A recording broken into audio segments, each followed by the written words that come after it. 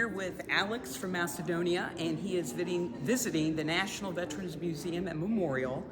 I'm giving him an overview of the museum. So the museum itself opened in 2018, so we haven't been around that long. It is the designated 25th memorial, so just like you would visit Washington, D.C., they've got those big national memorials. This too is a memorial, but it's a special place because here we tell stories of our veterans. So this place was founded by John Glenn. He really inspired the place, the building itself, to tell stories of all of our veterans from all branches of service. So we've got the Army, Navy, Air Force, Marines, Coast Guard, and the Space Force here. So the museum itself is divided. This is the core exhibit. It's divided into two sides. On the right-hand side, you have alcoves, each with a different theme. So whether it's leaving home, basic training, you're going to visit that alcove and you're going to hear stories of men and women and where they're at in their journey of becoming a veteran. Here on the timeline, this timeline starts out with 1775 because this is when our military here in the United States was formed. So we were going against Great Britain. We were colonies at that time, British colonies, and there were 13 of them. And we decided that we didn't want to continue with their leadership because we did not have a voice. We had no representation. So in 1776, we declared our independence. So 1776 is a special date, July 4th. We're going to celebrate 250 years of that independence this 4th of July. All right, so the timeline continues on, and it'll wind all the way around to the current wars in Iraq and Afghanistan. But what we're trying to do here at the museum is pull out individual stories from the past and then individual stories here in the alcoves, not only from the past, but for present day. So there's a lot of interactive pieces that you can touch, pick up. You can try on a uniform if you want to. You can feel what a haversack or a... You see what I'm wearing? Yes, America, 250 years. Yes. Yes. Yes. So big celebration here in the United States. I'm so happy. Yeah, that's why I buy those. Yeah, I've got several in my closet right now. Yeah. All right, but we can see the timeline. We've got special alcoves here in the museum. So this right here is devoted to the Tuskegee Airmen, which really paved the way for desegregating our armed forces. So they're just close to our heart because a lot of them ended up making their home here in central Ohio. Yeah. All right, so the museum also features real-life stories of combat. So we've got the combat section right here. You can hear a World War II veteran in his own words, a veteran from Vietnam, a veteran from the Middle East. So all of them will tell their stories.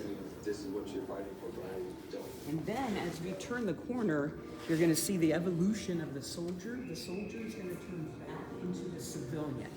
And for a lot of people, that is a hard transition to make.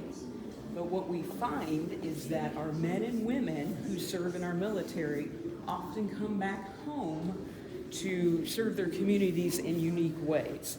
So at the end of the core exhibit, you're going to actually see people who serve their communities in unique ways. There's John Glenn. So once again, he is what inspired the space that you see here today. He's Navy major, probably. Yep. So he was Marine. Yeah. And he flew 59 combat missions in World War II. And he also became a senator. He was a senator for Ohio. And then, of course, he's an astronaut. Yeah, So, this is him. very famous.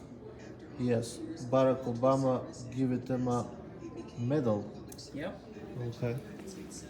It's like 20 years ago, probably.